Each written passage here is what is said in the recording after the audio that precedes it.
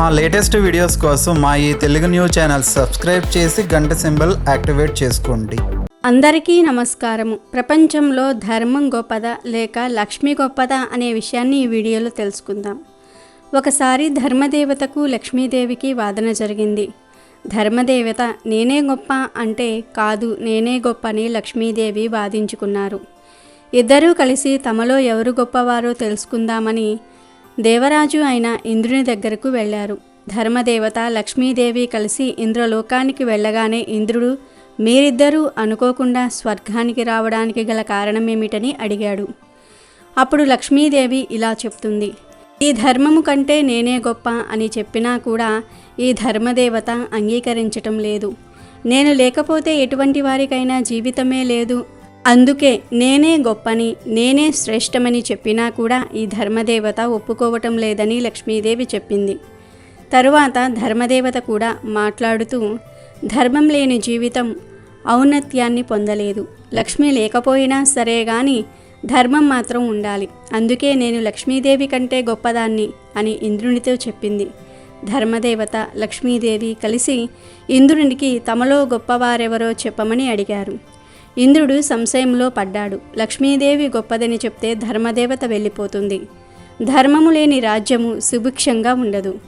అధర్మ పాలనలో ఈ స్వర్గం కూడా నరకంగా మారిపోతుంది. అలాగే ధర్మదేవత గొప్పదని చెప్తే లక్ష్మీదేవి ఆగ్రహించి అలిగి వెళ్ళిపోతుంది. లక్ష్మి లేని జీవితం నిరర్ధకమైనది. లక్ష్మీదేవి లేకపోతే నేను నా స్వర్గాన్ని కోల్పోయే ప్రమాదం కూడా ఉంది. కనుక వీరిద్దరిలో ఎవరు గొప్పవారు తేల్చటం ఎలాగా అని ఆలోచించి ఒక మాటను చెప్పాడు ఇంద్రుడు. మీ ఇద్దరిలో ఒకరిని ఎక్కువని ఒకరిని తక్కువని నేను చెప్పలేను. ఎందుకంటే మీ ఇద్దరూ లేనిదే ఈ స్వర్గం శూన్యమవుతుంది.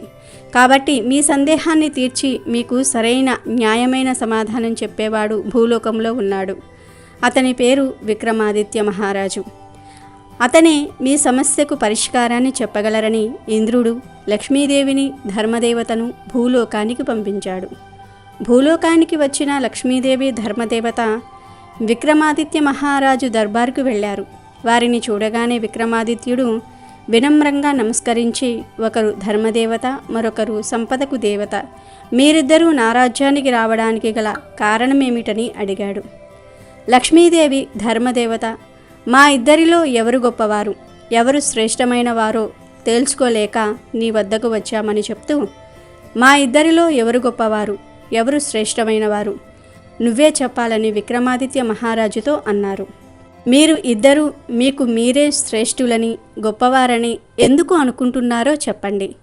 ఆ తర్వాత మీలో ఎవరు గొప్పవారు శ్రేష్టమైన వారో నేను చెప్తాను అన్నాడు విక్రమాదిత్యుడు. వెంటనే లక్ష్మీదేవి, విక్రమాదిత్య, నేను ధనానికి ఆదిదేవతను. సమస్త లోకం నేను లేకుండా ముందుకు వెళ్ళదు. ప్రతి ఒక్కరికి నా అవసరం ఉంటుంది. దేవతల నుండి మానవుల దాకా అందరూ కూడా నా మీద ఆధారపడి బ్రతికేవారే. నేను ఏ ఒక్కరిని కనికరించకపోయినా వారు కటిక దరిద్రాన్ని అనుభవిస్తారు. నారాయణుడికి కూడా తప్పలేదు లక్ష్మీదేవి లేని లోటు. మానవుల మనుగడకు ఆధారం నేను. కాబట్టి నేనే గొప్పదాన్ని సర్వశ్రేష్ఠురాలునని లక్ష్మీదేవి తన గురించి తాను చెప్పుకుంది.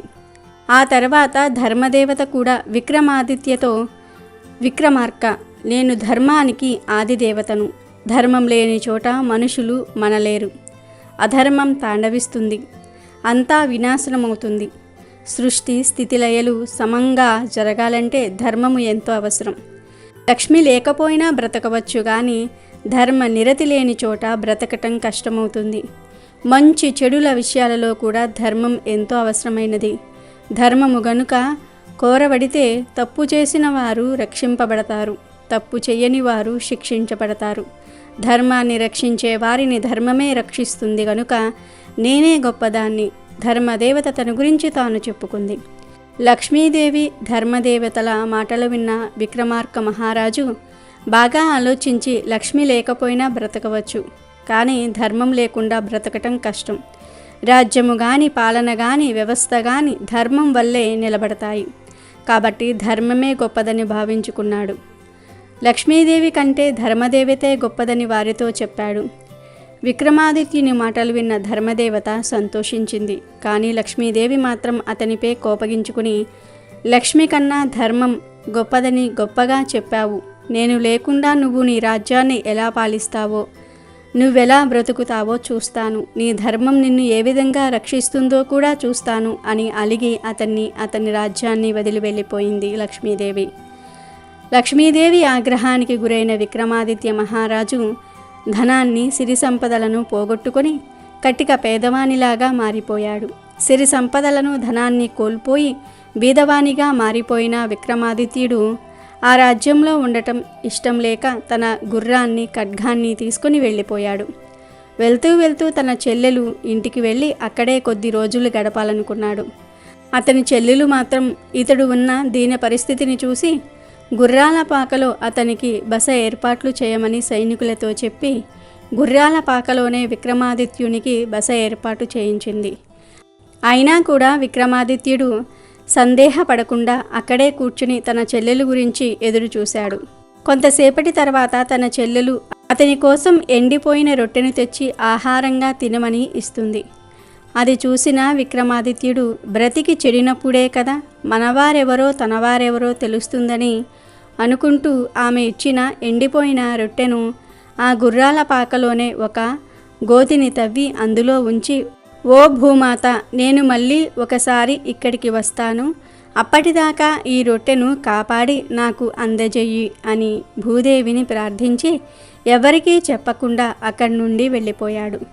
విక్రమాదిత్యుడు అలా వెళ్తూ ఉండగా అతని చిన్ననాటి స్నేహితుడు కనిపించాడు. విక్రమాదిత్యుడిని తన ఇంటికి తీసుకుని వెళ్ళి భోజన సౌకర్యాలు ఏర్పాటు చేయించాడు. భోజనం చేస్తున్న విక్రమాదిత్యునికి తన స్నేహితుడి ఇంట్లో ఒక మూలన ఉన్న గూట్లో విలువైన వజ్రాల హారం కనిపించింది. దాని గురించి అడిగాడు. ఆ హారం గురించి చెప్తూ తన స్నేహితుడు అతని భార్య పక్కకు వెళ్ళగానే విక్రమాదిత్యుడు చూస్తూ ఉండగానే ఆ హారం తనంతటదే మాయమైపోయింది. ఇదంతా లక్ష్మీదేవి ప్రకోపం వల్లే జరుగుతుందనుకున్నాడు విక్రమాదిత్యుడు. ఆ హారం కనిపించకపోయేసరికి అది విక్రమార్కుడు దొంగతనం చేశాడని, అతనిపై దొంగతనాన్ని మోపి అతన్ని ఇంట్లో నుంచి వెళ్ళగొట్టింది అతని స్నేహితుని భార్య. చేసేది ఏమీ లేక మళ్ళీ తన గుర్రాన్ని ఎక్కి చాలా దూరం ప్రయాణించి విదర్భ రాజ్యానికి దగ్గరలో ఉన్న అడవిలో ఒక చెట్టు క్రింద కూర్చొని సేద తీరుతూ నిద్రపోయాడు విక్రమాదిత్యుడు. కొంతమంది భటులు దొంగలను తరుముకుంటూ వస్తూ ఉన్నారు. ఎందుకంటే ఆ దొంగలు రాజు దర్బారులోనే దొంగతనం చేసి ధనాన్ని, నగలను మూట కట్టుకొని ఆ మూటతో పారిపోతున్నారు. ఆ దొంగలు ఆ మూటను నిద్రిస్తున్న విక్రమాదిత్య పక్కన పెట్టి అక్కడి నుండి వెళ్ళిపోయారు. భటులు వచ్చి చూడగానే ఆ నగలు మూట విక్రమాదిత్య పక్కన ఉంది. ఆ దొంగల ముఠాకి ఇతనే నాయకుడు అయి ఉంటాడని అనుకుని విక్రమాదిత్యును తీసుకుని వెళ్ళి రాజు ఎదుట నిలబెట్టారు. ఆ దొంగతనానికి, ఆ నగల మూటకు నాకు ఎటువంటి సంబంధమూ లేదు. నేను ఈ దొంగతనం చేయలేదని విక్రమాదిత్యుడు ఎంత చెప్పినా కూడా వినకుండా మా రాజ్యానికి వచ్చి రాజదర్బారులోనే దొంగతనం చేస్తావా అని విదర్భరాజు అతని గుర్రాన్ని, ఖడ్గాన్ని తీసుకుని విక్రమాదిత్యుడి కాళ్ళు చేతులు నరికివేయించాడు. చెయ్యని తప్పుకు అంతటి ఘోరమైన శిక్షను అనుభవిస్తూ ఇదంతా లక్ష్మీదేవి ప్రకోపం వల్లే జరుగుతుందని గ్రహించాడు విక్రమాదిత్యుడు. అంతేగాని ధర్మం కంటే లక్ష్మీదేవి గొప్పదని అంగీకరించలేదు. కాళ్ళు చేతులు నరికివేసిన తర్వాత విక్రమాదిత్యుడు ఎటూ కదల్లేని పరిస్థితుల్లో ఒక చెట్టు క్రింద కూర్చుని ఉన్నాడు. ఇంతలో అటువైపు నుండి ఒక గొల్లవాడు నేతి కుండను తలపై పెట్టుకుని వీధుల్లో తిరుగుతూ అమ్ముకోవడానికి వెళ్తూ ఉన్నాడు. అతన్ని చూడగానే విక్రమాదిత్యుడు, అయ్యా, నాకు చాలా దాహంగా ఉంది, కొంచెం నీటిని తాగిస్తారా అని అడిగాడు. విక్రమాదిత్యుని పరిస్థితిని చూసి జాలి కలిగి ఆ గొల్లవాడు తన దగ్గర ఉన్న నీటిని తాగించి వెళ్ళిపోయాడు. వీధుల్లో తిరిగి నెయ్యి అమ్ముతూ ఉండగా ఎంతకీ ఆ నెయ్యి పాత్రలో నుంచి నెయ్యి మాత్రం తగ్గటం లేదు. అమ్మే కొద్దీ పెరుగుతూనే ఉంది. ఆ రోజు తన సంపాదన కూడా పెరిగింది. ఇదంతా గమనించిన ఆ నెయ్యి అమ్మేవాడు విక్రమాదిత్య గురించి ఆలోచిస్తూ అతను ఎవరో సామాన్యుడు కాదు, దివ్య పురుషుల్లాగా ఉన్నాడు. అతనిపై దొంగతనం ఎలా ఆరోపించబడిందని అనుకుంటూ జరిగిందంతా తన భార్యతో చెప్పాడు. వారికి సంతానం లేదు, పైగా వయసు పైబడటంతో ఎలాగైనా విక్రమాదిత్యుని దత్తత తీసుకోవాలనుకున్నారు. ఆ దేశపు రాజును సంప్రదించి విక్రమాదిత్యుని దత్తత తీసుకున్నారు ఆ దంపతులు. ఇలా ఉండగా ఒకరోజు ఆ దేశపు రాజకుమార్తె స్వయంవరం ప్రకటించబడింది. ఆ రాజ్యంలోని ప్రజలంతా ఆ స్వయంవరాన్ని చూడడానికి వెళ్ళారు. వారితో పాటు విక్రమాదిత్యులు కూడా వెళ్ళారు. కాళ్ళు చేతులు నరికేశారు కాబట్టి ఒక మూలను కూర్చొని ఆ స్వయంవరాన్ని చూస్తూ ఉన్నాడు విక్రమాదిత్యుడు.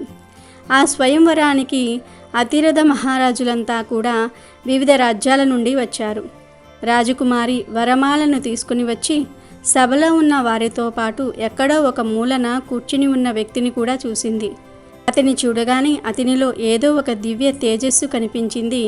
ఆ రాజకుమారికి దైవ అనుగ్రహం, దైవబలం పరిపూర్ణంగా ఆమెతో ఉండటం వల్ల అతన్ని విక్రమాదిత్యుడిగా చూపించింది ధర్మదేవత. అతన్ని విక్రమాదిత్యుడిగా గుర్తించి వరమాలను అతని మెడలో వేసింది రాజకుమారి. అది చూసిన మహారాజుతో పాటు స్వయంవరానికి వచ్చిన వారంతా రాజకుమారికి పిచ్చి పట్టిందా ఏంటి, ఎంతోమంది అతిరథ మహారాజులను కాదని కాళ్ళు చేతులు లేని ఒక సామాన్యుణ్ణి వరించింది అనుకున్నారు. ఆ విధంగా విదర్భ రాజకుమారి విక్రమాదిత్యను వరించి అతనితో కలిసి అతన్ని దత్త తీసుకున్న వారి ఇంటికి వెళ్ళిపోయింది. ఈ విధంగా కొంతకాలం ఒక సాధారణ జీవితం అక్కడే గడిపిన తర్వాత ఒకరోజు విక్రమాదిత్యుడు అతని భార్యను పిలిచి తన పుట్టింటికి వెళ్ళి అక్కడ బంధించి ఉన్న తన గుర్రాన్ని ఖడ్గాన్ని తీసుకురమ్మని చెప్పాడు. అతను చెప్పినట్టుగానే ఆ రాజకుమారి తన తండ్రి వద్దకు వెళ్ళి గతంలో బంధించి ఉంచిన తన భర్త యొక్క గుర్రాన్ని ఖడ్గాన్ని అడిగి వాటిని తీసుకుని వచ్చి విక్రమాదిత్యునికి ఇచ్చింది. విక్రమాదిత్యుడు ఆ గుర్రంపై తనను ఎక్కించమని చెప్పాడు. మీకు కాళ్ళు చేతులు లేవు, గుర్రంపైకి ఎక్కితే పడిపోతారు అని భార్య ఏడుస్తూ చెప్పింది. కానీ విక్రమాదిత్యుడు మాత్రం మరేం పర్వాలేదు, నన్ను ఈ గుర్రంపై ఎక్కించి నా ఖడ్గాన్ని నా భుజానికి తగిలించండి అని చెప్పాడు. విక్రమాదిత్యుడి భార్య, అతన్ని దత్తత తీసుకున్న తండ్రి కలిసి విక్రమాదిత్యుడిని ఆ గుర్రంపైకి ఎక్కించి కూర్చోబెట్టి తన భుజానికి తన ఖడ్గాన్ని తగిలించారు. ఆ గుర్రంపై కూర్చున్న వెంటనే విక్రమాదిత్యుడికి కాళ్ళు వచ్చాయి. ఖడ్గాన్ని భుజానికి తగిలించిన వెంటనే చేతులు వచ్చాయి. అది చూసి ఆనందించిన అతని భార్య గుర్రాన్ని ఎక్కి ఖడ్గాన్ని పట్టుకోగానే పోయిన మీ కాళ్ళు చేతులు ఎలా వచ్చాయని అడిగింది. ఈ గుర్రము ధర్మము, ఈ ఖడ్గము నీతి. నేను చెయ్యని తప్పుకు అధర్మంగా శిక్ష అనుభవించాను కాబట్టి ధర్మదేవత నన్ను ఆ శిక్ష నుండి తప్పించి కాపాడింది. అందుకే అధర్మంగా తీసివేయబడిన నా కాళ్ళు చేతులు నాకు తిరిగి వచ్చాయని చెప్పాడు విక్రమాదిత్యుడు. విక్రమాదిత్యుడిని దత్తత తీసుకున్న గొల్లవాని దంపతులు తనకు కాళ్ళు చేతులు రావడానికి చూసి ఆశ్చర్యపోయి, మీరు ఎవరో సామాన్యులైతే కాదు, దివ్య పురుషులే అంటారు. దయచేసి మీ పుట్టు పూర్వోత్తరాలు చెప్పండని అడిగారు. ఎంతైనా అతనిని దత్తత తీసుకున్న తల్లిదండ్రులు కాబట్టి వారు అడిగేసరికి విక్రమాదిత్యుడు తాను ఎవరో, ఎందుకిలా గోప్యంగా బ్రతికాడో, చెయ్యని తప్పుకు ఎందుకు ఇంత శిక్ష అనుభవించాడో తన పూర్వ వృత్తాంతమంతా కూడా వాళ్లకు చెప్పాడు. సాక్షాత్తు ఉజ్జయిని మహారాజైన విక్రమాదిత్యుడినే మేము దత్తత తీసుకుని పుత్రునిగా పొందామా అని ఆ దంపతులు ఎంతో ఆనందించి కన్నీటితో స్వాగతం పలికారు. నెయ్యి అమ్ముకున్న వాని ఇంట్లో ఉన్నది ఉజ్జయిని మహారాజైన విక్రమాదిత్య మహారాజునని తెలుసుకుని విదర్భరాజు ఎంతో సంతోషించి తన కుమార్తె విక్రమాదిత్యున్నే వివాహం చేసుకోవటం ఎంతో గర్వించదగ్గ విషయమని భావించుకుని మంది మార్బలంతో తన కనకవస్తు వాహనాలతో సైన్యాన్ని వెంటబెట్టుకుని విక్రమాదిత్యుడి దగ్గరకు వచ్చి అన్యాయంగా అనాలోచితంగా ప్రవర్తించి మిమ్మల్ని శిక్షించాను. నా తప్పుకు నన్ను క్షమించి నా అల్లుడు హోదాలో నా కుమార్తెతో పాటు ఈ కానుకలను కూడా స్వీకరించండి అని కోరుకున్నాడు విదర్భరాజు. విక్రమాదిత్యుడు అతని మాటలను మన్నించి అన్నిటినీ స్వీకరించి రాజకుమారితో కలిసి ఉజ్జయిని రాజ్యానికి బయలుదేరాడు. విక్రమాదిత్యుడు పెంచిన తల్లిదండ్రులను, భార్యను రథంపై ఎక్కించి తన ధన కనక వస్తువాహనాలతో సైన్యాన్ని వెంటబెట్టుకుని ఉజ్జయిని నగరానికి వెళ్తూ మార్గం మధ్యంలో ఉన్న తన చెల్లెలు ఇంటికి వెళ్ళాడు. విక్రమాదిత్యుడి దగ్గర రాజ్యం, ధనం, ఐశ్వర్యము, పదవి లాంటివి లేనప్పుడు సొంత అన్నయ్యని కూడా చూడకుండా అతని చులకనగా చూసి గుర్రాల పాకలో ఉండమని చెప్పిన అదే చెల్లెలు ఇప్పుడు మాత్రం రాజమహల్లోనికి విక్రమాదిత్యుడిని స్వయంగా ఆహ్వానించింది.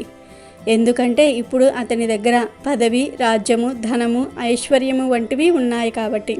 కానీ విక్రమాదిత్యుడు మాత్రం తన చెల్లెల ఆహ్వానాన్ని మన్నించకుండా తన చెల్లెలు చెయ్యి పట్టుకుని గుర్రాల పాక దగ్గరకు వెళ్ళి గతంలో తాను భూమాత ఒడిలో దాచిన ఎండిపోయిన రొట్టెను తీసుకుని ఆ రొట్టెను చూపిస్తూ తన చెల్లెలతో అంటున్నాడు, ఈ రొట్టెనే కదా నువ్వు నాకు తినమని ఇచ్చావు. నేను దీన్ని ఎంతో ఇష్టంగా తింటాను.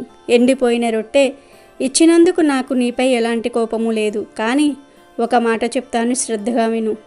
ఎవరైనా బాగా చితికిపోయి సర్వం కోల్పోయి మన దగ్గరకు వస్తే వారిని ఆదరించాలి. అదే నీ ధర్మం అవుతుంది. ఆ ధర్మమే నిన్ను కాపాడుతుంది. అంతేగాని అన్నీ కోల్పోయి బికారిల్లా మారారు, వీరికి మర్యాద చేయటం ఏమిటి అని చులకనగా చూడకూడదు. ఎందుకంటే అన్ని రోజులు ఒకేలాగా ఉండవు. కష్టాలు వచ్చినప్పుడే తనవారెవరో మనవారెవరో తెలుస్తుందని చెప్పి అక్కడి నుండి వెళ్ళిపోయాడు విక్రమాదిత్యుడు. ఆ తర్వాత తన స్నేహితుడిని కలిశాడు విక్రమాదిత్యుడు. సర్వం కోల్పోయి తినడానికి తిండి లేని సమయంలో నన్ను ఆదుకొని ఆశ్రయం కల్పించి భోజనం పెట్టి నిజమైన స్నేహితుడని నిరూపించుకున్నావు. నీ స్నేహ ధర్మాన్ని కాపాడావు. నీలాంటి స్నేహితుడు ఉండటం నా అదృష్టం. కష్టాల్లో ఉన్నప్పుడు ఆదుకునేవాడే నిజమైన మిత్రుడు అవుతాడు అంటూ అతని భార్యను కలిసి, అమ్మ, నేను మీ హారాన్ని దొంగిలించానని నాపై నిందలు వేసి అవమానించి నానా మాటలు ఆడి నన్ను ఇంట్లో నుంచి వెళ్ళగొట్టారు. భరించరాని బాధలో ఉండి మీ ఇంటికి ఎవరైనా వస్తే వారిని ఆదరించకపోయినా పర్వాలేదు, కానీ నిందలు వేసి అవమానించటం మహాపాపమవుతుందని ఆమెతో కూడా చెప్పి అక్కడి నుండి తన రాజ్యానికి బయలుదేరి వెళ్ళిపోయాడు. విక్రమాదిత్యుడు పరివారంతో ఉజ్జయిని నగరానికి రాగానే ఆ నగర ప్రధాన ద్వారం దగ్గర లక్ష్మీదేవి స్వాగతం పలుకుతూ ఎదురు చూస్తూ ఉంది. ప్రధాన ద్వారం దగ్గర లక్ష్మీదేవిని చూడగానే విక్రమాదిత్యుడు రథాన్ని దిగి లక్ష్మీదేవికి వినమ్రపూర్వకంగా నమస్కరించాడు. అప్పుడు లక్ష్మీదేవి ఆశీర్వదిస్తూ, ఈ తల్లిని మన్నించగలవా విక్రమార్క అని అడిగింది. నేను మిమ్మల్ని మన్నించటమేమిటమ్మా, నేను ఏదైనా తప్పు చేసి ఉంటే నన్ను క్షమించండి తల్లి అని లక్ష్మీదేవి పాదాల్ని పట్టుకున్నాడు విక్రమాదిత్యుడు. లక్ష్మీదేవి విక్రమాదిత్యుడితో అంటుంది, నాకంటే ధర్మదేవతే గొప్పదని శ్రేష్టమైనదని నీవు చెప్పినప్పుడు ఎలాగైనా ఆ ధర్మదేవత కంటే నేనే గొప్పదాన్ని అని నీతో అనిపించుకోవాలని నీకు ఎన్నో పరీక్షలు పెట్టి నిన్ను అష్ట కష్టాల పాలు చేశాను. అయినా సరే నువ్వు ధర్మదేవత కంటే లక్ష్మీదేవి గొప్పదని ఎప్పుడూ ఒప్పుకోలేదు. లక్ష్మి కంటే ధర్మమే గొప్పదని చెప్పి ధర్మాన్ని కాపాడారు. ఆ ధర్మమే నిన్ను రక్షిస్తూ వచ్చింది. నేను కూడా లక్ష్మి కంటే ధర్మమే గొప్పదని, లక్ష్మి కంటే ధర్మమే శ్రేష్టమైనదని ఒప్పుకుంటున్నాను అని చెప్పింది లక్ష్మీదేవి. అంతేకాకుండా లక్ష్మీదేవి సమస్త లోకానికి ఒక వర్షాన్ని ఇచ్చింది. ఎక్కడైతే ధర్మం 4 పాదాల మీద నిలబడుతుంది అక్కడ లక్ష్మి సంతోషంతో నాట్యం చేస్తుంది. ఎక్కడ ధర్మం కాపాడబడుతుందో అక్కడ లక్ష్మి స్థిర నివాసం ఉంటుంది. ఈనాటి నుండి ధర్మం ఎక్కడ ఉంటే అక్కడ లక్ష్మీదేవి ఉంటుంది. ధర్మం లేని చోట లక్ష్మీదేవి ఉండదు. ధర్మాన్ని కాపాడిన వారికి ఆ ధర్మదేవతతో పాటు లక్ష్మీదేవి కూడా రక్షిస్తూ ఉంటుందని ఈ సమస్త లోకానికి వరాన్ని ఇచ్చింది లక్ష్మీదేవి. అదేవిధంగా ఈ భూమి ఉన్నంతకాలం నీ పేరు చిరస్మరణీయంగా చిరకాలం ఉంటూ నిన్ను కీర్తించి కొనియాడుతుందని విక్రమాదిత్యునికి ఆశీర్వాదాన్ని అందించింది లక్ష్మీదేవి. ఈ విధంగా లక్ష్మి కంటే ధర్మమే గొప్పదని సాక్షాత్తు లక్ష్మీదేవి ఒప్పుకుంది. ధర్మో రక్షితి రక్షితః, ధర్మాన్ని రక్షిస్తే ఆ ధర్మమే మనల్ని రక్షిస్తుంది. వీడియో నచ్చితే లైక్ చేయండి, షేర్ చేయండి, బట్ సబ్స్క్రైబ్ చేసుకోవడం మర్చిపోవద్దు.